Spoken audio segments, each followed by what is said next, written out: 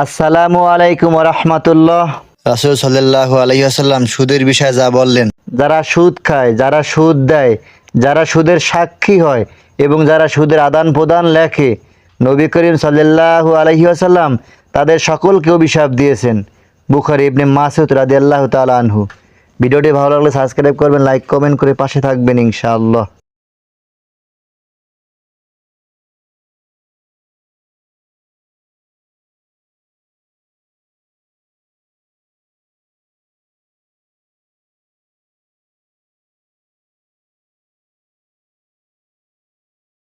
আসসালামু আলাইকুম রাহমাতুল্লাহ। রাসূল সাল্লাল্লাহু আলাইহি ওয়াসাল্লাম সুদের বিষয়ে যা বললেন, যারা সুদ খায়, যারা সুদ দেয়, যারা সুদের সাক্ষী হয় এবং যারা সুদের আদান প্রদান লেখে, নবী করিম সাল্লাল্লাহু আলাইহি ওয়াসাল্লাম তাদের সকলকে অভিশাপ দিয়েছেন। বুখারী ইবনে মাসউদ রাদিয়াল্লাহু তাআলা আনহু। ভিডিওটি ভালো লাগলে সাবস্ক্রাইব করবেন, লাইক কমেন্ট করে পাশে থাকবেন ইনশাআল্লাহ।